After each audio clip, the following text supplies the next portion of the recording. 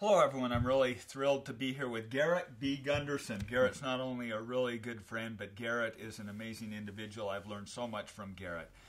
Those of you that have heard me speak have heard me talk of the value equation.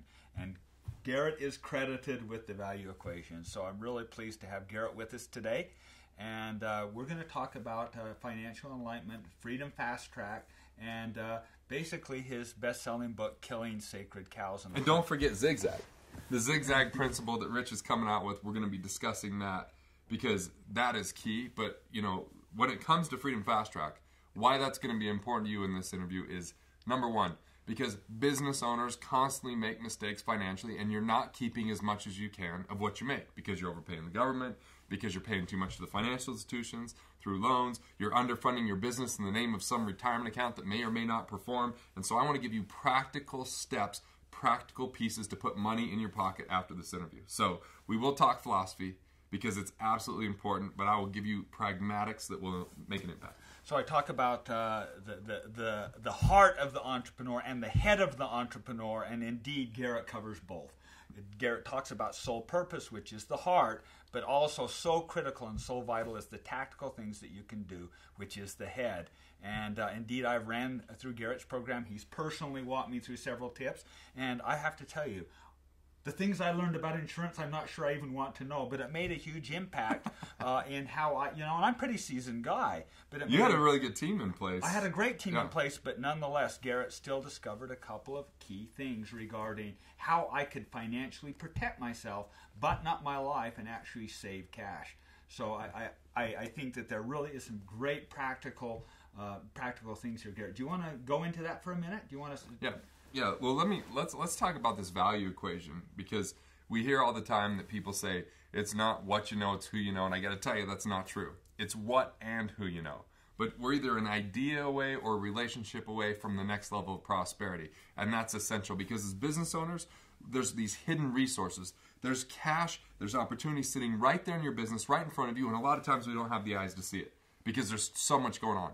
And so if you want more financial capital, as Rich talked to you about, is there's two more precious drivers of all that capital. So now, Garrett, when you say financial capital, you basically mean money. Money. If you want to make cash, money, and this is where most people break down. Most people think that money equals more money. You need $1 million to start a business to make more money. And Garrett will right now disprove that for you once and for all. Yeah, we hear all the time it takes money to make money, but that's nonsense. Like, did money exist first and then we can make more money? As a matter of fact, it's a damaging philosophy to think if I had more money then, because the problem is to be a proper steward over your money, then you have to do the things and be the person that could be able to handle that money. So giving someone a bunch of money, like a trust fund kid, right, or a lottery winner, so often that goes away because they didn't have the mental capital to handle those financial resources. So money is a byproduct of these two other forms of capital. And what you got to realize is dollars follow value. So how do we create value? First of all, we create value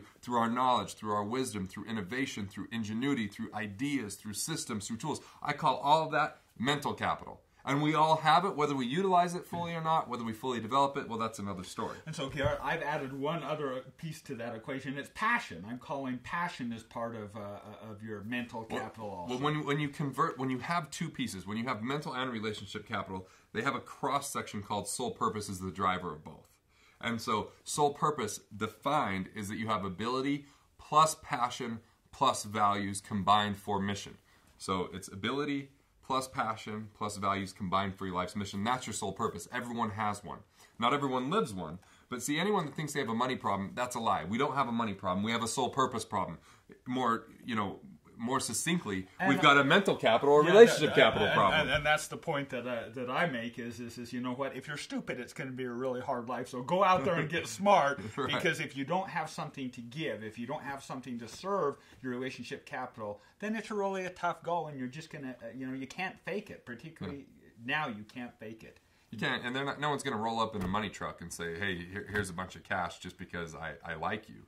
I mean, if they like you, it's probably because you've created some massive value. And so with our mental capital, the thing is, number one is how do we serve with that? Number two is how do we solve other problems with that? And number three is how do we deliver lasting value? So if someone has the mental capital but they're broke, I got to tell you, it's called arrogance and it's called foolishness. Why? Because it means you are not sharing it. I mean, if you're not getting the message out there, if it's not landing into people's heads and hearts, then it doesn't matter. Knowledge without experience, without the experience of wealth, without the experience of fulfillment, is not knowledge at all. It's not wisdom. It's actually torture, because knowing without actually living sucks. I don't know how to say it any cleaner or any nicer, but it does. I mean, it has to translate into wealth. And the way that you do that is there's this bridge between mental and relationship capital, and that bridge is called business. And what we have to understand that's is... the equal sign. Yeah. In the equation, it's mental capital plus, which is serving. Yep. Relationship capital equal is the business that you set up. Yep. And so that's the thing is, the business is how you can deliver the solutions. It's how you can serve the people. It's how you can create the value. And there's multipliers that you can use. The internet can be a multiplier. You know, a book can be a multiplier. You know, however you reach more people. And this is what I'm always asking. How do I reach more people, or how do I reach them more deeply? How do I have deeper impact or greater impact? And that's the question around mental and relationship capital. So to articulate that, if I could, what Garrett means here is if we have a one-on-one conversation, that's a plus sign. Yeah. This is a multiplying effect. Literally hundreds, if not thousands of individuals will be able to gain access to Garrett's mental capital here through this interview. That's a multiplying effect that will have dramatic impact. Not only helping other people, but also financially, it will have impact. So here's the secret sauce. Here's some of the magic to this whole thing. A lot of business owners are great at creating value. They're not as great as receiving value. What I mean is, sometimes we get to be rugged individualists. We got to learn the hard way. We're just too busy that we don't stop and go, who are the mentors out there? Who are the people that are great value contributors, and actually talk to them? What I'm going to tell you, and Rich knows this very well, if we're on a conversation and Rich says, hey, is there anything I can do to help you? I go, well, let me think for a second. And I think. And I say, you know what, I'm dealing with this. And you go, oh, I have a connection. Or, oh, here, we could solve that right now. Let's just make the call, or let's type the email, or whatever it is. And so I'm really clear that there's so much relationship capital here that, you know what, if I never let Rich serve and give his gifts, we wouldn't have the same relationship. That's what the secret is if I never allowed him to serve me, we would never have a relationship. Now, I had to figure out how to serve him to make that reciprocal exchange, expand the relationship capital, because if I make a withdrawal before a deposit, if I would have met you and thought, here's someone that knows a bunch of stuff about things I don't, I'm going to take, you would eventually go, that's poison, get away, I have other things I have to do. And this is where so many young entrepreneurs break down, is they think, I've got to go suck this well dry before I actually give. And that's just not reality. I recall several years being at a conference. I was actually at the conference with you. And if you remember, we had some flyers that hadn't got out. And I had just spent an hour or so with 10 or 15 young entrepreneurs giving some input. And they asked, what can I do for you? I says, oh, I don't have anything. And then they overheard this comment about, no, we don't have the flyers. Unbeknownst to me, they went and says, here, we'll take that. They took it, handed flyers out all over the place. Instantly, they were serving me and creating capital, and then that inspired me to want to give back. So the first step really in this equation is get smart. I think that the second part of the equation is go serve. Use your smarts to serve and help other people and influence, and then it naturally takes care of itself. Well, here's a chapter that you may want to throw in zigzag. Or just put a little heading called this, Why the Passionate Go Broke. See, because passion is part of the equation, but it's only part of the equation. When someone's real passionate about their ideas, but they don't know how to serve people and how to have that translate into value, then they go broke. If they don't have the systems, the sequences, the knowledge. Because it's one thing to have an idea, but an idea is merely potential. It has to turn into a product, a service, or an experience that someone can purchase. Otherwise, it's all meaningless. It's all actually pretty useless. People aren't funding ideas really this day. They're funding traffic. They're funding exposure. They're funding an actual business. So this would be why the passionate go broke. Is because they have zeal without knowledge, because they're just charging towards something, but they don't allow other people to help them. They don't have sequences, systems. They don't test. They don't actually see if other people are going to pay. I think the best way to find out if your idea is valuable is to test it on a check writer. If someone's willing to write you a check for it, it's all of a sudden valuable. If you talk to a family and friend that says it's beautiful and they think that you should do it, that isn't necessarily the right feedback that you want to get. So you want to make sure that your purpose is profitable, because with purpose will come passion. And when you have purpose that delivers, I think that the most valuable asset in the marketplace is vision. People pay more for vision than anything else.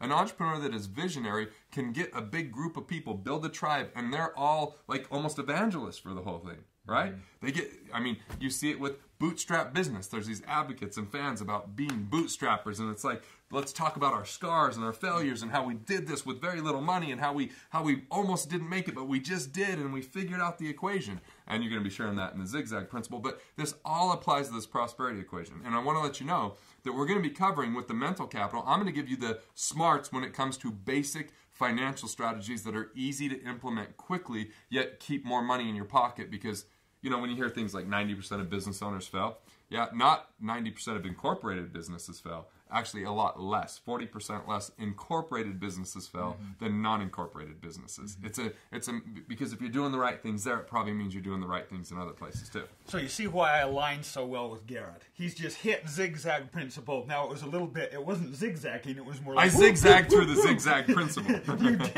You did, but we just talked about scale, the scale component, which is the third part of the zig. We talked about adding resources, motivation of individuals, driving to profitability.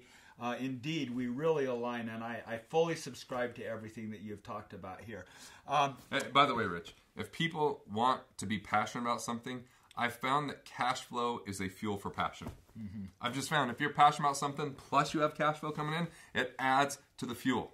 It adds to the passion. We've seen many people who get passionate about something, it fizzles really quickly, at what point their family's starving. That doesn't work out so well. Exactly. So actually coming at things from a positive cash flow just enables you to fulfill your dreams and destiny. It's great, unless you're, like you say, a billionaire son that got a trust fund.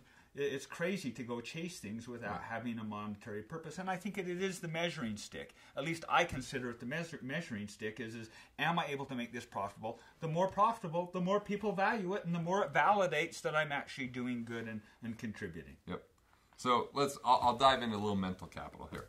Mental capital for any business owner. Number one, I said if you're not incorporated, it's time to incorporate. If you have some attorney or accountant telling you it's too complicated, fire them. How complicated is incorporating for you? Because for me, it's been really easy with my team. Well, I've got more companies than I can shake a stick at, so... I mean, and you know what it does is, number one, if you have a partnership, and a corporation is essential because you want to make sure you have the right operating agreement and you want to spell those terms out. I think that's one of the... Now, when you're talking about incorporating, you're talking about forming a legal entity that's appropriate to the structure. You're not saying do a C corp. Well, you're saying based on what you're doing or type of business, then form an S corporation, an LLC, and all that boring stuff. So there's three. You understand. The three main ones, Rich, are an LLC, which if you have a partnership or multiple partners, it's the most flexible. An S corp, which I call the cash cow. If you're just going to take as much cash from that business as possible and it's your individual business, an S corp might be the best, because a really cool technique you could do is take salary and then take the rest in dividends, and dividends don't get hit with all the taxes with self-employment FICA FUTA, therefore you'll be paying the government less. And then the third one would be a C corp. A C corp, if you want to have, partnership from a earned standpoint over time and stock options, and you want to sell the company and you're going to retain a lot of cash, a C corp can make a lot of sense. So I'm not giving the blanket, these are the three reasons. There's more reasons, but that's some of the main reasons to choose between the three. Yeah, very, very good. I think that so many people do think it's complicated, and I often, as a matter of fact, I've been known to give an LLC to an employee when they get married as their wedding gift. That's how passionately that I feel about it. I got a lot of those things. Maybe I'm going to start doing that. That's a good idea. Yeah, it really is an amazing structure that can help you with your tax situation and how you structure your life. And liability. And it makes it a real company. I mean, I've seen solo practitioners making real money, but it's a different feeling, and it's a different structure, and it's different protection, and it's I don't know, it's just like a different arena once you're incorporated. It's like real. So, I mean, this is one small example, and I'm hoping we'll get to a couple of others, but multiple times I've been in a room, and I've seen literally people get up and 50-year-old Dennis almost cry saying, the first week that Garrett came in, he saved me $40,000 or $50,000 and eliminated this problem from my life. Indeed, this is how Garrett does it. It's simple things. It's basically insurance, it's business structure, it's going through the business and making sure that you're buttoned up and all the gears are working properly. Yeah, it's not about seeing more people, selling more stuff. What we first look at is say, what are the hidden resources? And we know that as corporations is one of those hidden resources. Taxes, that's a big one. Now, here's the thing. If you are reactive with your taxes, meaning you've had the same accountant, or no, if you have no accountant, I really want to ask you to get an accountant. Here's why. You want someone that's paying attention to that every single day. That's their expertise. And I believe in being proactive with the accountants, meaning I want to meet with them at least 4 times through the year. Maybe sometimes it's only 10 minutes, but I want to know what's new that's going on, look at my situation right now, what's the tax bill looking like, and what strategies can we start to integrate and implement that maybe we haven't thought of. And just those questions get them thinking, how do we save tax, rather than how do we prepare your taxes at the end of the year when it's too late. Because most accountants, if you go talk to them in March, they're really busy, number one, really busy, because the April deadline's coming. Or even in March, they got the corporate deadline that's right there, so they're really busy. And now it's like, I guess you could fund a retirement plan to save tax. That doesn't save tax. It just defers and delays it. And I got to tell you, I think, number one, I think taxes are going up in the future. I don't know about you. I think that's pretty much a guaranteed bet. Number two, I plan on having more money in the future, not less. Yeah. So why would I defer my income into a future that's uncertain, unknown, other than I think I'm going to be in a better economic situation, which might mean I have to pay more tax? I want real savings. And so that's another thing. I want to be proactive and just talk with an actual person that's nerdy enough to pay attention to that all day long.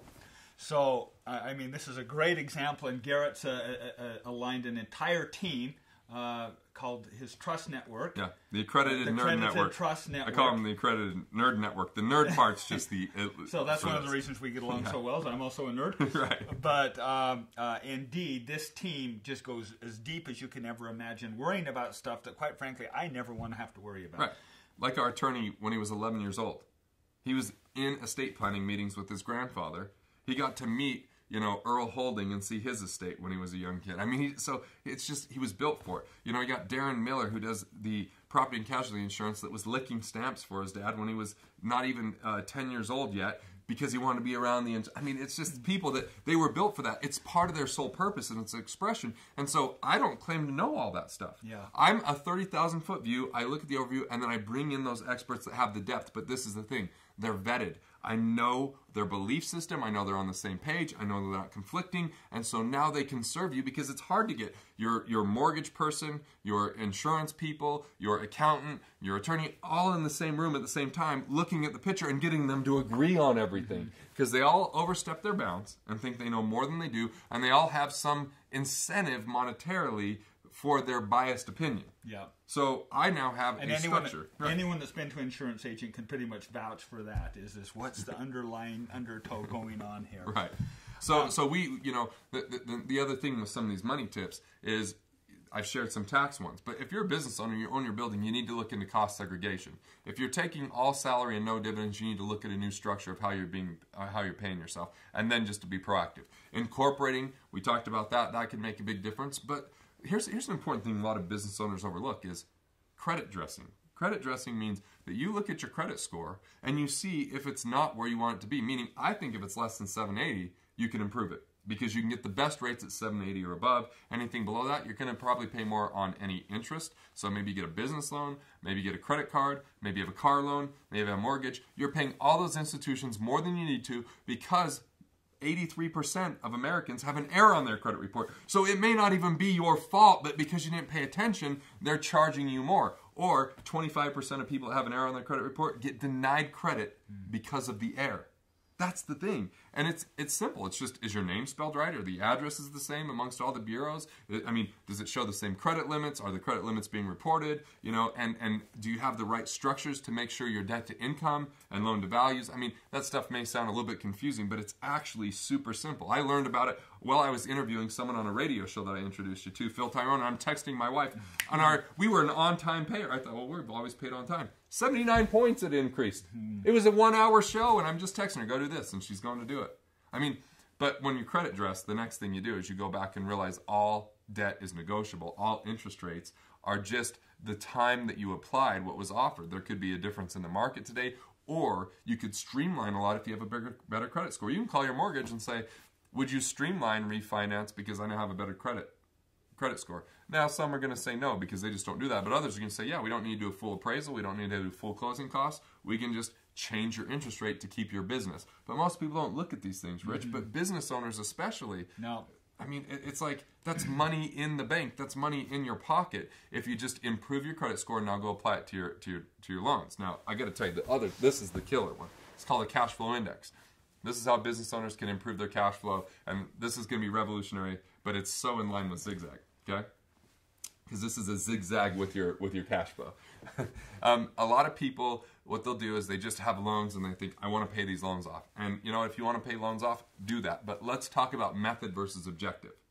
The objective to pay off a loan and putting every last dollar to the bank may be the worst thing you can do if you want to pay off the loan, because number one, you're putting more money at the risk in the bank's hands versus keeping and retaining control. So what I hear you saying is if you're going to pay the loan off, pay the entire loan off. Right, Don't pay it partially down. Yeah, don't pay it partially down and then have a problem, and then the bank takes the whole asset. Yeah, so if you're going to do partial payments, this is the key. So a level of kind of a risk assessment. Yeah, and so you know, this is the key. You take all of your loan balances, every single one. You write them down.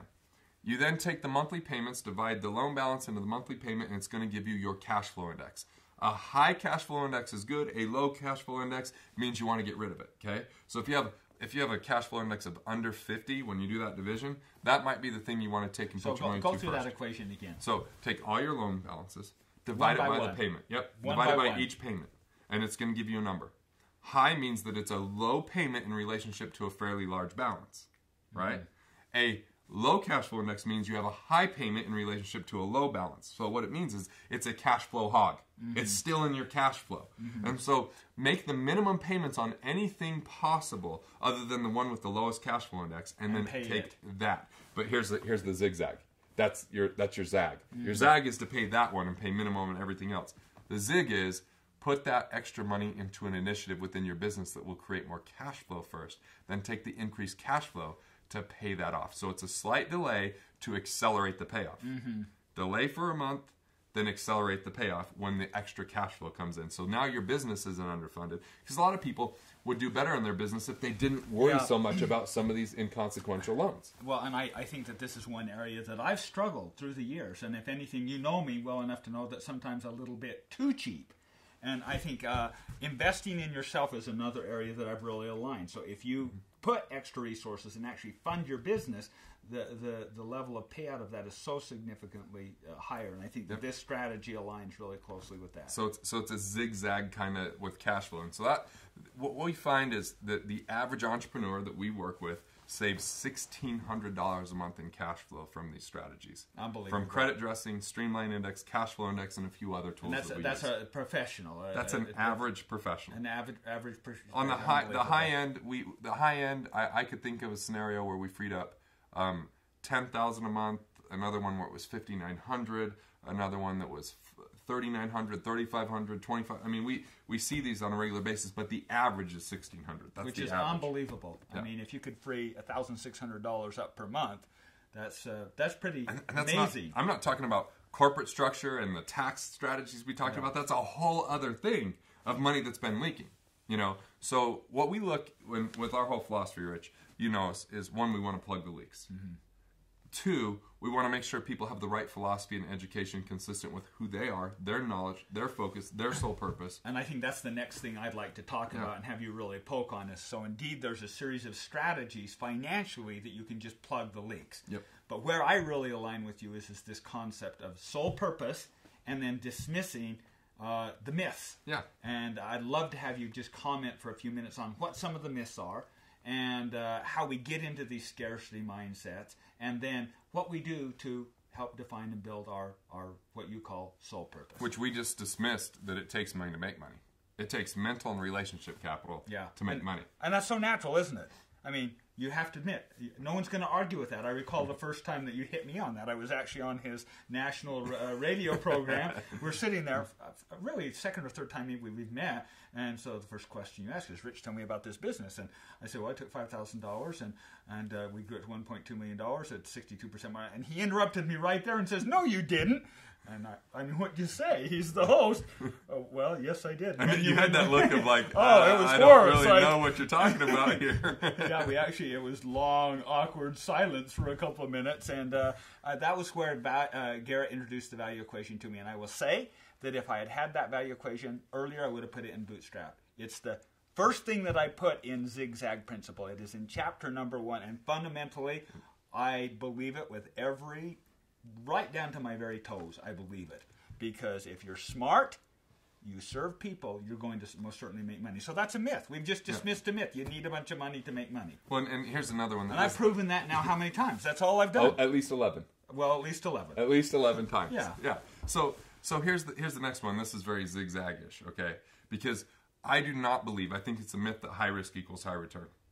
And I think Zigzag proves that. Mm-hmm. Because you found a way to minimize risk and still get high returns. Yeah. See, a lot of people think, if I have a bunch of money, then I put that money in the business and build it. It may or may not work, but if I hit a home run, it could be great, and if I lose, I lose.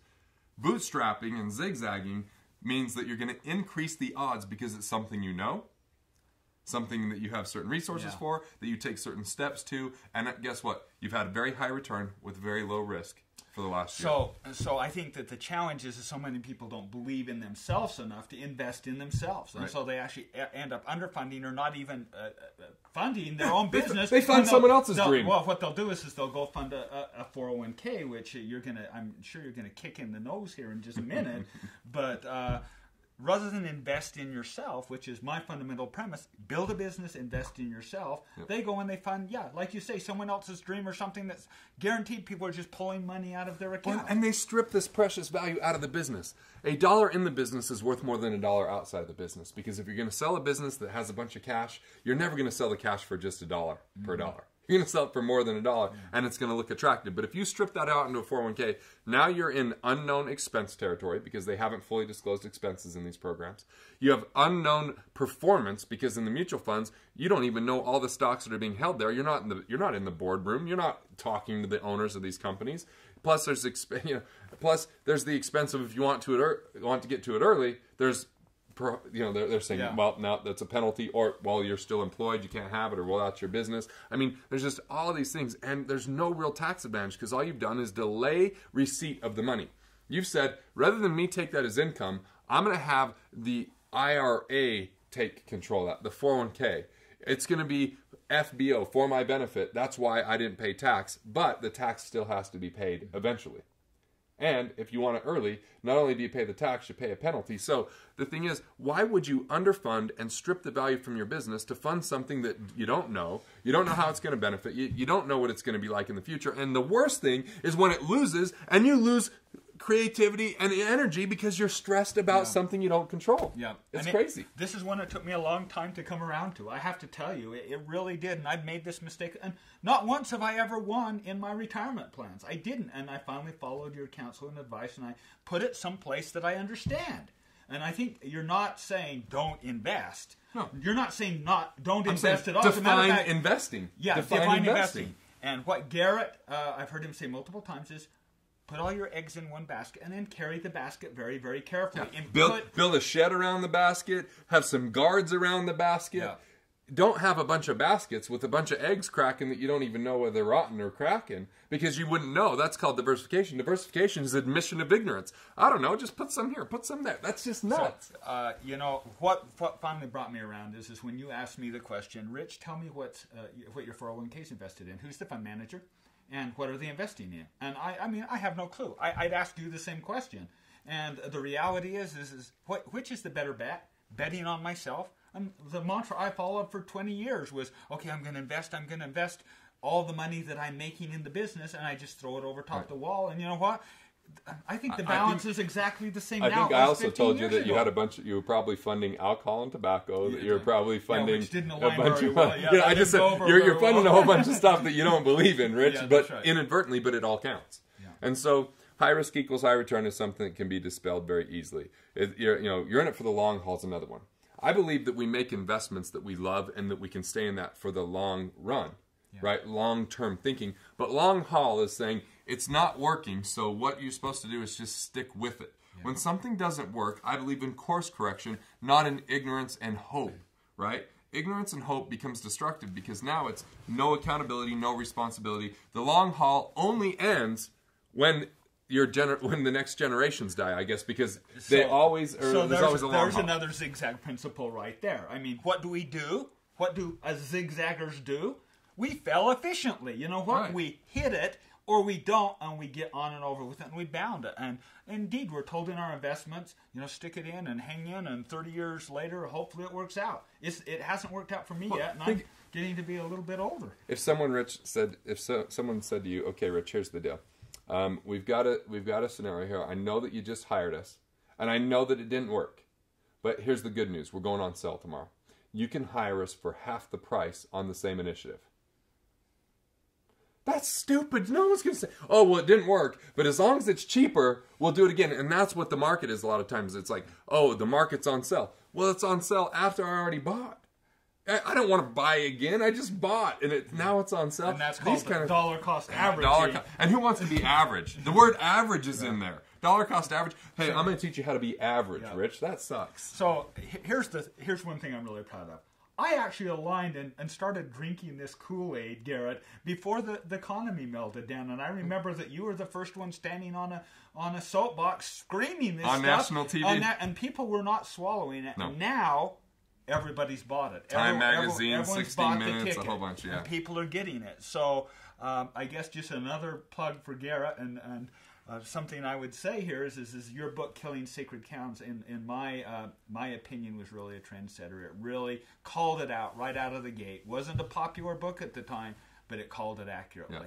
Well, and it took a long time for me to get on the media. I had to go actually sell my PR firm after I wrote him a $91,000 check to actually get me gigs, because what happened was 3 months go by, I still hadn't done any media, and so I flew out to New York. I start meeting with them, and I'm doing a kind of it's like a State of the Union, man. I'm up talking, I'm giving the whole thing, and in walks the owner of the firm, and he goes, I just read your book, and you know what? I'd have been so much wealthier not putting this money in my stupid 401k. And I was on Neil Cavuto within a week. I mean, it just, they didn't get it, but they thought I was crazy at first, but then they embraced it. Yeah. And then when I was on Cavuto, I get big, long emails from my PR firm. You should have said this, and you should have went after him for that. And I'm like, I had 4 minutes. I mean, and I wasn't really trying to beat him. I was just trying to create some value for the listeners and viewers. So, here's the thing. If you pre-order Rich's book, if you pre-order The Zigzag Principle, which is something that transformed my life in 2009 when I did a full-day retreat with Rich, and he initiated it, and it actually got me into doing teleseminars and focused 75% of my busy time. I had so many things going on, as you know, and I focused on that, and it was a driver to cash flow. Then I picked up resources of team, and then I scaled by bringing on coaches. I mean, so I followed the zigzag after you taught it to me. The book's phenomenal. I'm going to contribute something that you would never expect with something like that, which is I'm going to give tickets to my financial enlightenment. 2 tickets to a financial enlightenment here locally where we're going to launch the Zigzag book. Rich is speaking 6 times over the 2 days. I'm bringing in Michael Drew, who's taken 67 people to the New York Times. I'm bringing in Christy Frank, who was on season 1 of The Apprentice. I'm bringing in Glenn Morshower. And Glenn, he's on The West Wing, the show that you love. Yeah, he's on 24. He's in the new show with Brad Pitt called Moneyball. I mean, no one's played a general on TV more than Glenn. He is that guy, meaning you're not going to know his name, but when you see him, that guy, you know who he is, and he is hilarious. And I talk about the myths in finance. He talks about the myths in life. People are snorting, they're laughing, they just can't believe it. Bringing in Leslie Householder, Portal to Genius. I'm bringing in, I mean, look, we are going to have an incredible event. And I got to tell you, you may be wondering what's the catch. You're going to spend a little bit of money on a book. Let me pull just a little bit here also. Is anyone that's been aligned with Garrett knows that value is delivered. I got the email that said, no one is allowed to pitch or sell anything at this. All we're going to do is push and create value for our members. And it's a relationship capital event. And there's a reason why I aligned with Garrett. I mean, last book had the opportunity to be around with a number of speakers. And the reality is I was left wanting and disappointing time and again. And it was primarily because of lack of value creation. Garrett doesn't just talk this. He lives it. He's one of the few people that I really, truly want to align with. He lives this.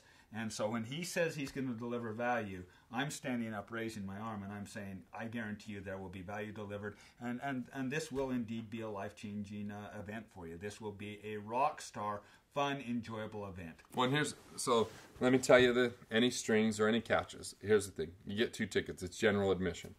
We can take 500 people total at the event. So it's going to be a bigger event. It's going to be in downtown Salt Lake. 200 of the 500 can upgrade. What they could do on a premium ticket is they get meals, breakfast, lunch, and dinner. They get to mix and mingle at the cocktail party with the different speakers that are there. So, yes, you could choose to do that. 200 is the maximum. That's all they could facilitate.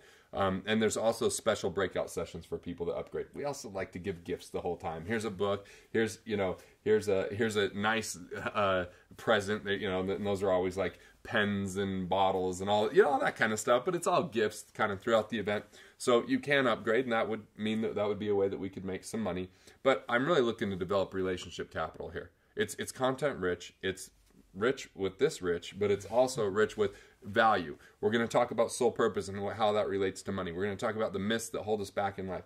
We're going to talk about how you can promote and market your soul purpose to be profitable. We're going to talk about how you can take the setbacks you've had in life and make money from the setbacks and learn the right lessons. We're going to talk about how you can zigzag your way to the vision and the wealth that you want to have. I mean, this is fun. I'm gonna have my accredited nerd network there. They're gonna be giving specific money tips. You can ask the attorney questions. You can ask the accountant questions right there, live in person. And so, I mean, it's so gonna be Garrett, wonderful. what you're saying is if they pre-order my book, and that's how vested Garrett is in my book. By the way, this is a give back to Garrett for me. But if you pre-order the book, because I'm trying to be number 69 on that New York Times bestseller list, That's the driver of it. That's the catch, is I'm trying to hit that bestseller list. Garrett's give back is he's going to provide 2 tickets to this event, which is $595. Well, it's $497 a ticket. Per ticket. Normally, so it's almost $1,000. Yeah. So it's basically free for buying my 1995 book. Yep. What a deal. And I know that law of reciprocity, building relationship capital. I have a plan that if I can deliver massive value, that it'll come back to me. That's my feeling on the whole thing. So this event's going to be phenomenal. I've never had this kind of lineup for an event, but I've spoken on stage or with every single person. So I've personally screened every person. So I know their caliber, their quality, their values, and I'm bringing the best that there is. Well, and Garrett pushed me that this would indeed be the place that I launch Zigzag. So this is formally where we come out. I'm personally going to be doing several breakout sessions in addition to the main stage presentations, and it's going to be about Zigzag.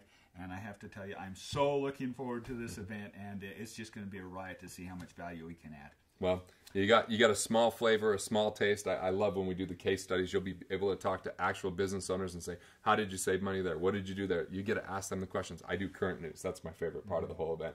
I bring in current news, and I teach you how to discern truth from falsehood financially so that you don't get duped into the nonsense that's out there. And I show you the equation that gets right through that every time. So, Garrett, what about the people that are not able to come to the event but are still interested?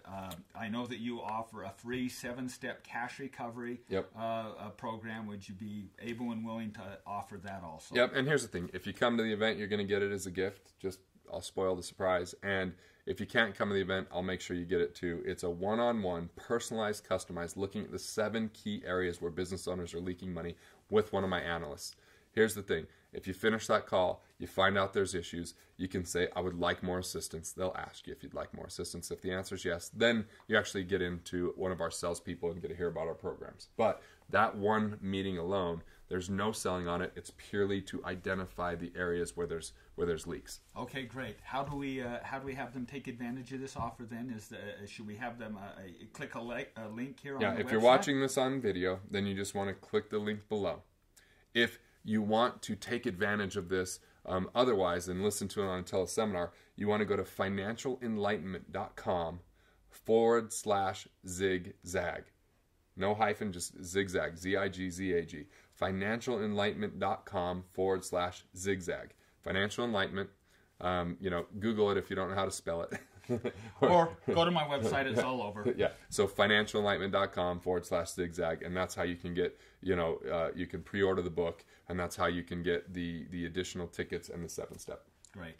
Well, thank you so very much, Garrett. I look forward to spending more and more time with Garrett. I look forward to introducing more of his value into your life, and this is going to be a great little event and a great rush going forward. Thanks so much for your time, Thanks, Garrett. Rich. Appreciate it.